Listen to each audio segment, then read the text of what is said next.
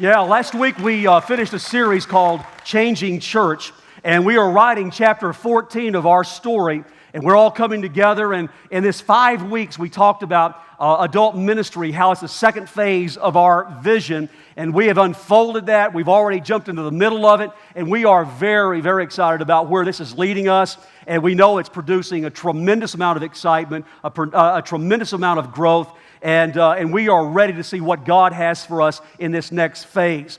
Today we are ending that series by what we're calling a celebration service. And we are celebrating changed lives. And this morning, we wanted to just take a few moments and for the four of us to share a story briefly of life change that is taking place here in our church family. And Dustin, I'm going to start with you, and I'm going to let you take off and lead us in this, but share this story with us. Yeah, I think it's really cool. We can talk about life change a lot. Life change happens here, but it's really cool when you get it very specific like we are today. I was the youth pastor for 8 years here at Pointe. I just transitioned out in February of youth ministry. And I remember the very first year of me being a youth pastor, there was this young kid. And when over the course of me being a youth pastor for all those years, you never give up on anybody. But there was a handful of students where I really felt like God spoke to me and said, I have called that one out. Through hell and high water, do not let go of that one. And over the course of these years, as they went by, there was this young man, I think I met him when he was about 11 years old. And to be honest with you, I love him, but he caused me some problems. And he was just one of those guys that, it was evident. I remember the day he came to me and said, I feel like I've been called by God into full-time ministry. I feel a calling. And then, not too long later, Dustin, I just went to a party and got caught doing this and got caught doing that. Dustin, can you help me talk to my parents about this? Dustin, can you pray for me? I'm struggling with this. I fell into this. And that was kind of the story of this young man through middle school and high school. Later on in high school, kind of got into substances and got very involved with girls in wrong relationships and a lot of different things that were going on in his life. But that voice, even in those moments where I would walk up to him and be like, I love you, and I really was like, I don't feel like it, those kind of moments, I really felt like God just said, don't let go. Do not let go. Went through some difficulty in a lot of different areas of his life, and some of the valleys that this young man went through, I wouldn't wish on anyone. And a couple years ago, he kind of hit what I call just a rock bottom experience, and kind of for about a year walked away from church and walked away from God, he and his girlfriend. And during the course of that year, I prayed for him every single day. Every single day, I remembered that voice from God when he was a kid saying, don't let go of him. Do not let go of him. And I remember sending him text messages saying, hey, we got our conference. I want to save you guys seats on the front row next to me. Or I've got you guys seats. Hey, we've got this going on at church this weekend. I'm praying for you. Would love to have you. Would love to have you. And over the course of that year, just prayed for him and prayed for him. And when that year was about over, I remember he came to one of the church services. And I feel like for the very first time in his life, truly had an encounter with God that he knew he would never go back on. And that morning, I realized that Luke Peterson would never be the same ever again. And I'm going to introduce him in a second to you, but this is something that I've realized about God. When God calls us, nothing we can do at that point, nothing we can do can separate us from the love of God. Something that we do, a sin that happens, something that we fall into, a lifestyle that we live, God's love never ceases in our lives. And there is always a hope for the future, no matter where we're at. And I remember God speaking to me about this young man saying, do not let go. When that year ended, he rededicated his life to God. We started pursuing ministry, entered into the Pointe School of Leadership. I did a phenomenal year in his first year, and this guy now is one of our main worship leaders every single weekend. Luke, would you stand up? Give Luke a hand.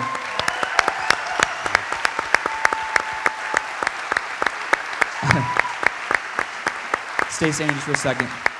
I started crying last night. I'm not going to, I promise myself. But Luke, look at me. No matter what you go through in your life, I will never give up on you. Never. I believe in you and I love you. Yeah.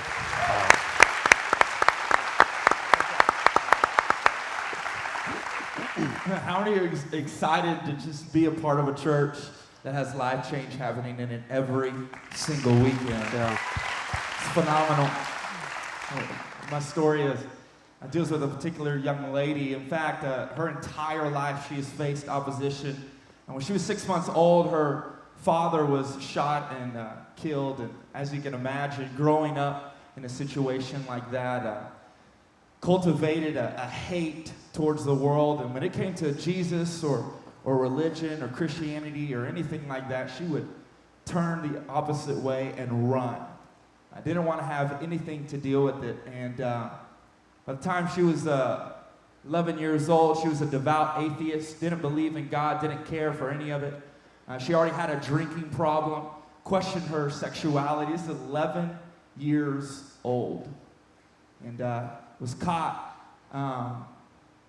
in the middle of her first suicidal attempt. And by the time she was 16, she had a stepdad that was involved here at Pointe Church and was actually saved here. And for months and months and months would invite his daughter to church over and over and over.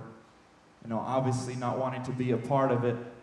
But because of the relationship they had built, one weekend she said, you know what, I guess I'll try it out. She came that weekend to Pointe, and in fact, Pastor Destin was preaching on unconditional love of Jesus. And by the time the altar call came, she was wiping away tears, and she gave her life to Christ in that moment. And a few weeks later, actually, the Focus Conference was happening, and she was baptized there. And I can say, just in the last 10 months, she has been involved heavily in 212, has been an amazing student leader. I'm telling you, she has her Bible every single week. I think she talks about Jesus more than I talk about Jesus.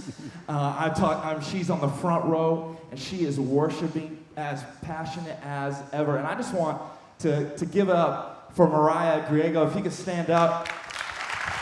Let's just give up what God's been doing in her life. It's phenomenal. And we're proud of you. We're excited for you. How many of you know that you are not too far gone for God's blessings? You're never too far gone for God's grace and God's mercy. We love you. We're so excited for you. It's awesome. Awesome. Well, I want to take a few brief moments to, mine's less of a mystery, I guess. I'm going to talk about my good friend, Chris Kabula. Should have been a mystery. I know, should have made it a mystery. Do it the mystery way. More interesting that way, right? All right. I'm talking about my good friend, Chris Kabula, but, I realized he's been helping us so much recently, and I realized also recently that I didn't know too much about his story, and so I sat down with him and started kind of talking to him about it, and I come to find out that the way he was raised as just a young boy was to be an atheist. He was raised in an atheist home, and not just in an atheist home, but literally to be like that, to not think anything of God, to not think anything of Christianity or church or religion. And so that's, his upbringing, and gets him, goes through middle school, high school, gets into college, and kind of jumps into the fraternity scene, the whole party thing going on. Major frat boy, still dresses a little bit like a frat boy.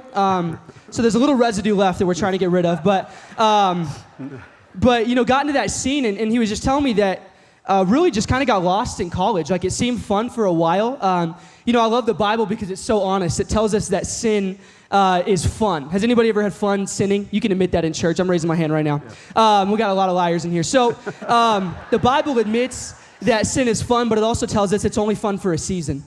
It's fun until it ruins your life. It's fun until you get caught. It's fun until it destroys a relationship. And that's kind of the point that he got to. Was it was great for a while, but was just feeling empty. And he had a roommate, by the grace of God, that was a Christian and was willing to sit down with Chris and just kind of would ask him to talk a little bit about God and Christianity sometimes. And Chris is a learner. I mean, anytime he's talking to me, he's asking me I feel like we're playing 21 questions every time I hang out with you, but such a learner. And so I can totally see Chris, even as an atheist, being willing to sit down with this person and just to learn.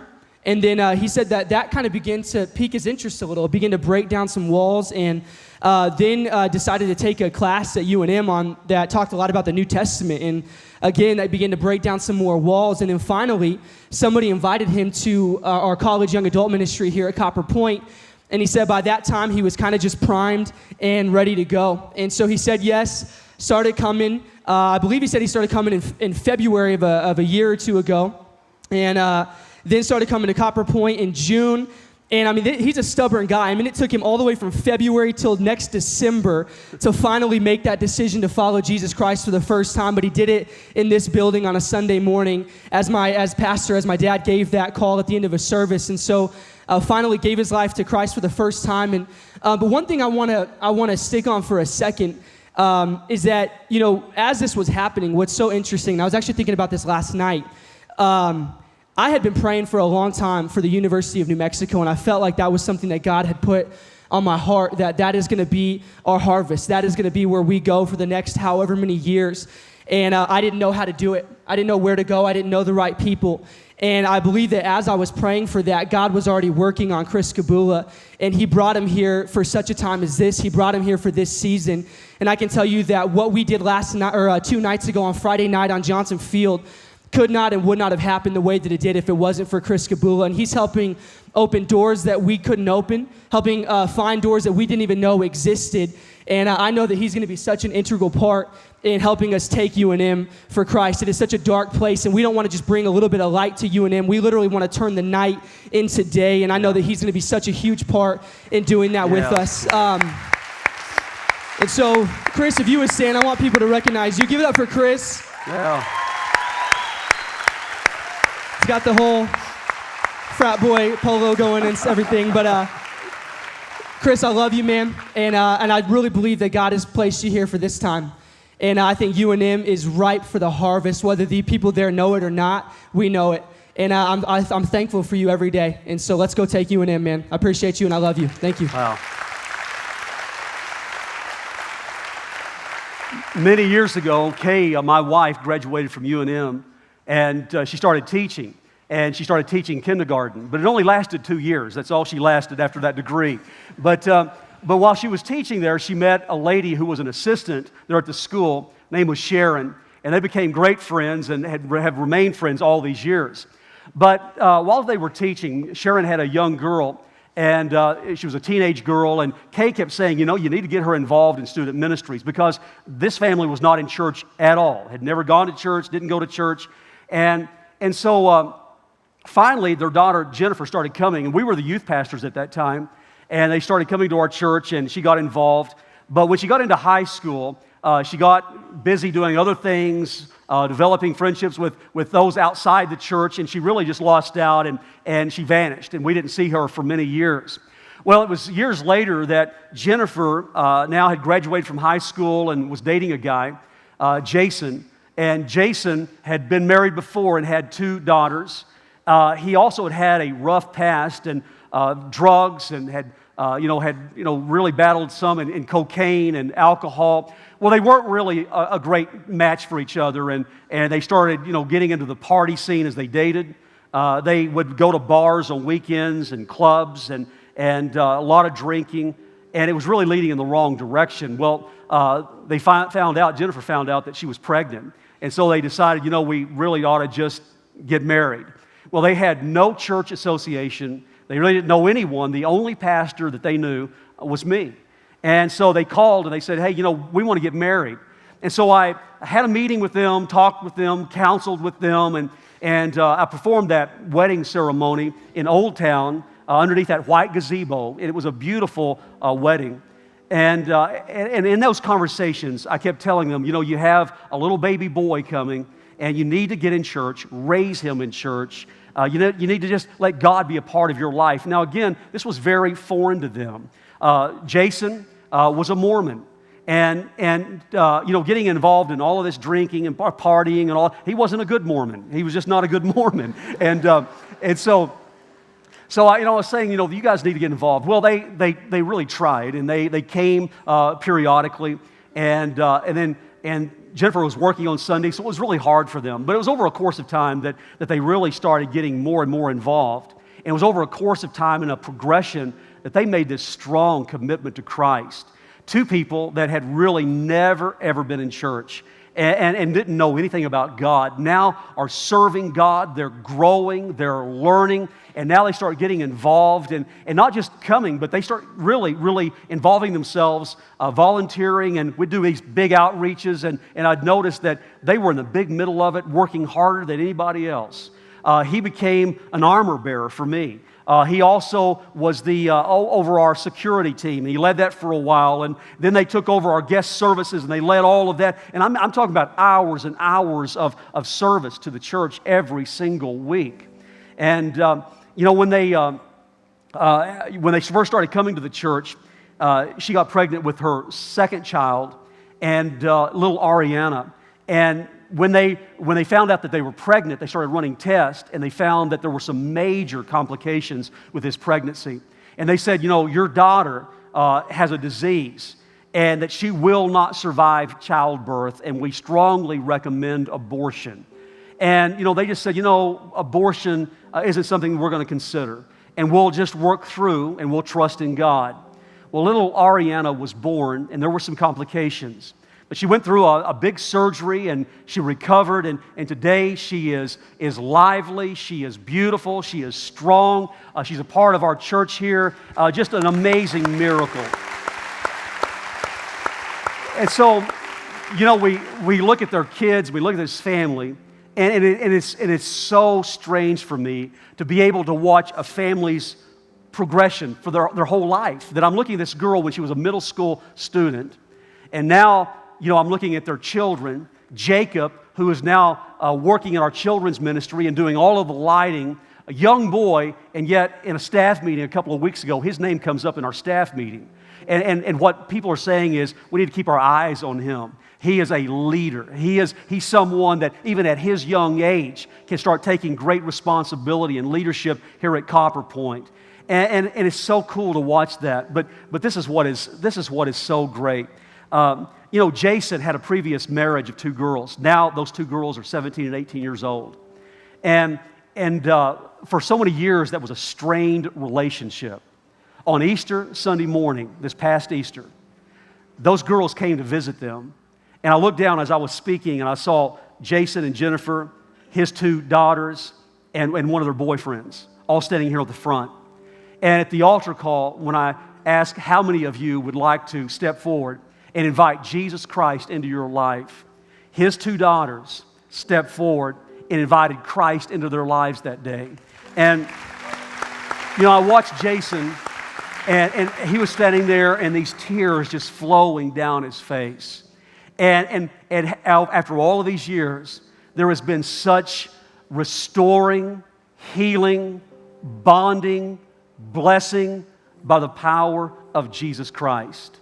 When I stood there that morning, I watched this family stand there together and these girls accepting Christ. I thought, wow, here's Jason, here's Jennifer, 2 people not raised in church, don't know anything about God, moving in a wrong direction. Now, because of God, their generation has changed forever. And now their children will grow up, and they'll raise godly children, and their children will raise godly children. And it's an amazing progression. And I'd like to ask Jason and Jennifer, would you guys stand? And we just want to recognize you guys. Wow. What amazing, amazing people. Wow. Wow.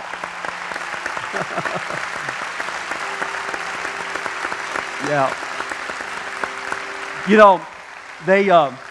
Thank you guys. They have this heart pull right now to go into full-time ministry. And, God is able to do so many amazing things. This is just a few little stories out of a church this size. It blows me away, the amount of stories. The Bible talks about how that we overcome the enemy. We overcome Satan. It says, by the blood of the Lamb and by the word of our testimony. You see, it's a story because I have a story to tell of what Jesus Christ has done in my life and in my family.